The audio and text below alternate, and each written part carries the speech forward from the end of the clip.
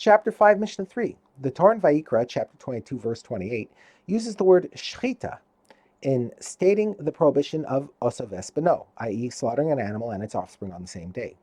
From this we learn that the prohibition is violated only if both animals were killed by means of shchita. The Mishnah cites a dispute regarding cases where the shchita of one animal did not make it permitted to be eaten.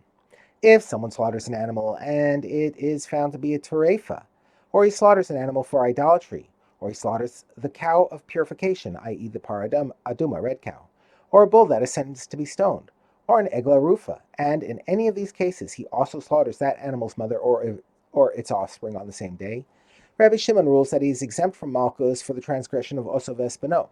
According to Rabbi Shimon, the shechita of these animals is not legally recognized as shechita, since it failed to make the animal permitted to be eaten. Therefore, the prohibition of osav es beno does not apply in these cases. But the sages rule that he is liable to malchus, because the shechita of these animals was valid, and it was some other factor that made the animal forbidden. The Mishnah deals with cases where the shechita itself was invalid. If someone slaughters an animal but it accidentally became a nevela by his hand, or he pierces its nostrils, or he tears out the animal's pipes, and in any of these instances he slaughters that animal's mother or its offspring on the same day, he is exempt from malchus for the transgression of osav es beno. Even the sages agree here because the shechita that was done improperly, as in these cases, certainly cannot be called a shechita.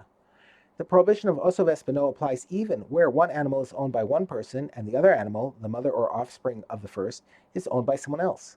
After one person slaughters his animal, the other is forbidden to slaughter his animal that day, but must wait until the next day. The Mishnah deals with an application of this law. If two people who bought a cow and its offspring from the same seller came to court, both wanting to slaughter their animals on the same day, the law is that whoever bought his animal first may slaughter it first, and the second buyer must wait until the next day to slaughter his animal. But if the second buyer went ahead of the first and slaughtered his animal that day, he gets the right to eat it then. And it is now the first buyer who must wait until the next day. The Mishnah discusses the punishment for slaughtering a mother and more than one of its offspring.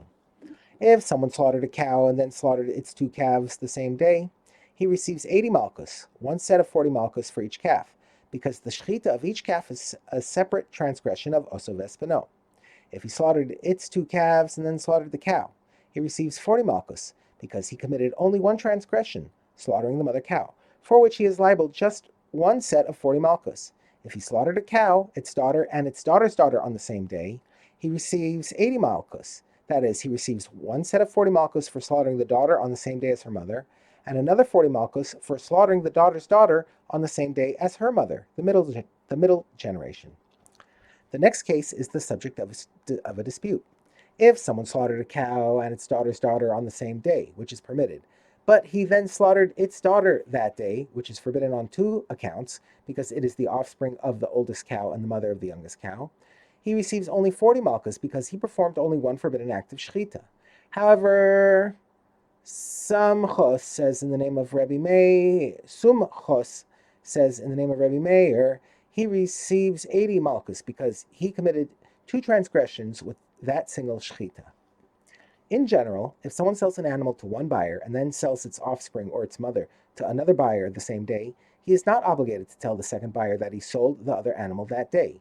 He need not be concerned that the second buyer will unknowingly commit the sin of osav es beno, because there is no reason to assume that the two buyers intend to slaughter their animals that day. The Mishnah notes some exceptions to this rule.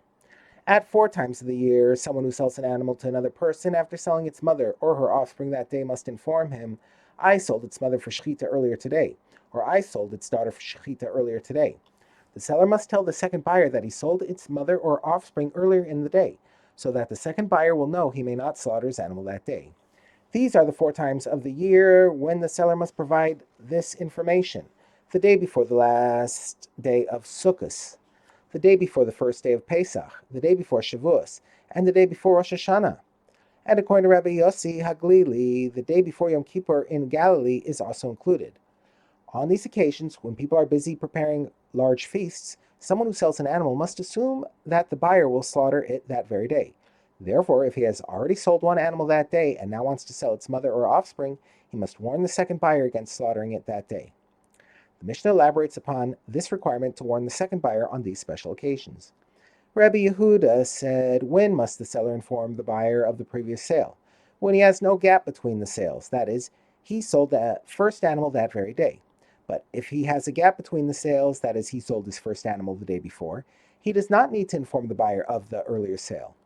But Rabbi Yehuda agrees that where someone sells a mother animal to a groom and its daughter to his bride, he must inform the second buyer of the previous sale, even if he sells the two animals on different days, because it is known that both of them intend to slaughter their animals on the same day in preparation for their wedding feast.